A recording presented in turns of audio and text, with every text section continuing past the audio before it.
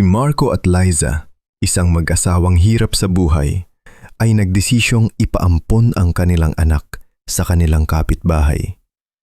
Hindi nila alam na ang pamilya ng kanilang kapitbahay na si Mercy at Berto ay may nakatagong lihim. Sila'y mga aswang. Alam mo, Liza, hindi natin kayang palakihin si Javi. Bawat araw ay puro paghihirap. Baka mas mabuti pa kung doon na siya sa mga kaibigan natin, sabi ni Marco. Huwag kang mag-alala, Marco. Walang ibang mas hihigit pa sa pagmamahal na kaya nating ibigay, kahit mahirap. Iyak na sagot naman ni Liza.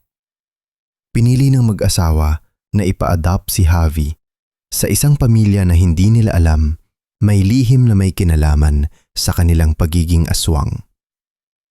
Sa kabila ng kanilang mga alalahanin, tinanggap ng mag-asawang aswang si Javi bilang kanilang anak. Bagamat hindi nila nais, napilitan silang tanggapin ang sanggol na ipinanganak ng mag-asawa upang magpatuloy ang kanilang buhay. Ang batang ito ay hindi natin alam kung saan nanggaling, pero kailangan nating pangalagaan siya. Siguradong magiging mahalaga siya sa ating buhay, sabi ni Mercy. Tanggapin na natin siya. Kahit na may mga bagay na hindi natin kayang ipaliwanag, siya ang magiging katuwang natin sa buhay. Sagot naman ni Berto.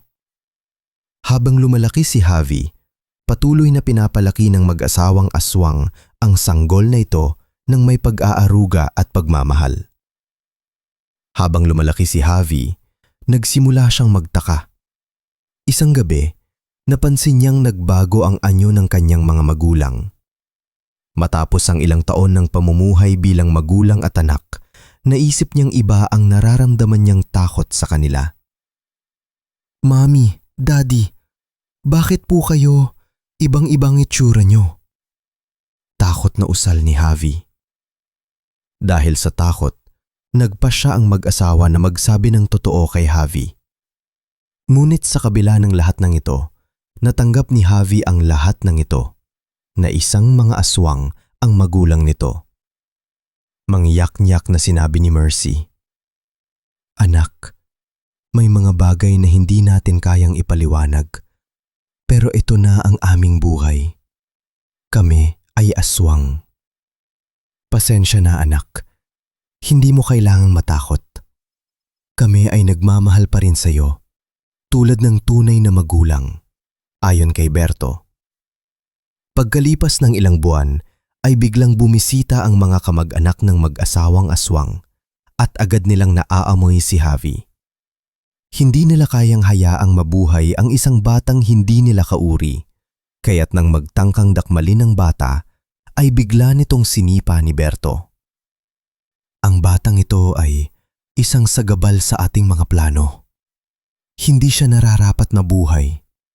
Sigaw ng kamag-anak nila Berto, naggalit na galit. Nag-alala ang mag-asawang aswang at pinagtanggol si Javi at pinalayas ang mga kamag-anak sa kanilang pamamahay. Huwag niyo siyang galawin, kung hindi ay magkakamatayan tayo, galit na sinabi ni Mercy. Nagbanta ang mga kamag-anak nito na babalik sila mamayang gabi para kunin si Javi. Pagsapit ng gabi, bumalik na ang mga ito at nagbanta na papatayin ang mga ito. Sa kabila ng galit ng mag-asawa ay prinotektahan pa rin nila si Javi at nagsimula na nga ang matinding labanan. Ang kanilang buhay ay inialay nila para kay Javi. Ngunit sa kabila ng kanilang lakas, sila ay napuruhan at nagkaroon ng malubang sugat. Javi, anak, mahal na mahal kita. Naghihingalong tugon ni Mercy. Anak, alagaan mo ang iyong sarili. Mahal na mahal ka namin, anak, sabi naman ni Berto. Habang ang mag-asawa ay malapit ng mawalan ng buhay, si Javi ay nanatili sa kanyang pagkakaiyak, hindi kayang tanggapin ang pagkawala ng kanyang magulang. At sa kabila ng lahat ng ito, nalaman ni Javi na siya ay isang ampon. Matapos ang ilang taon, naging isang matagumpay na architect si Javi.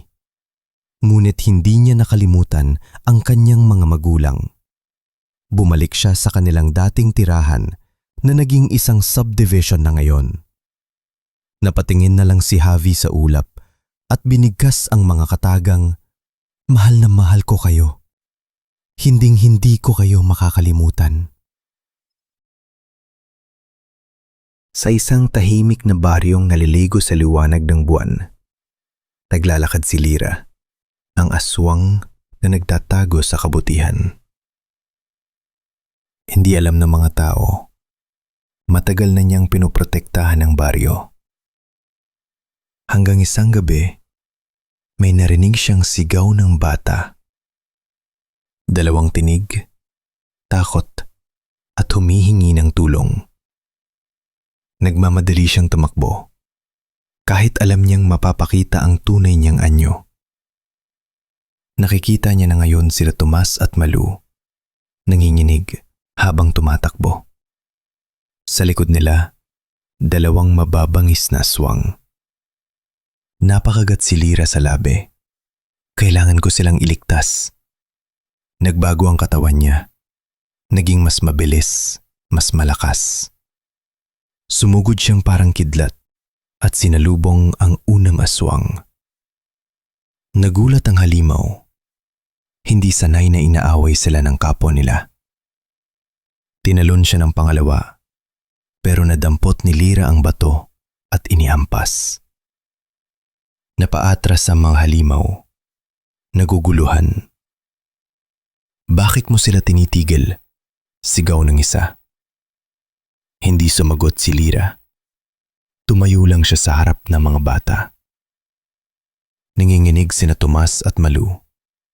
Hindi nila alam kung kakampi ba nila si Lira. "Huwag kayong matakot.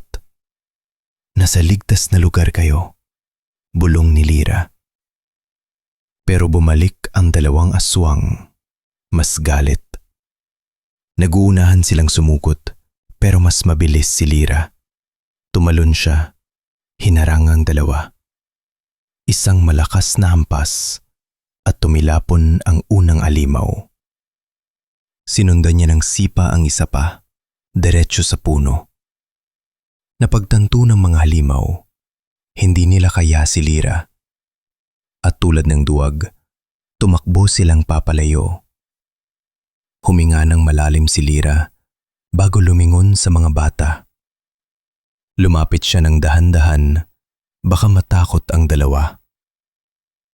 "Ate, salamat po," mahinang sabi ni Malu. Ngumiti si Lira, isang ngiting bihira niyang maibigay.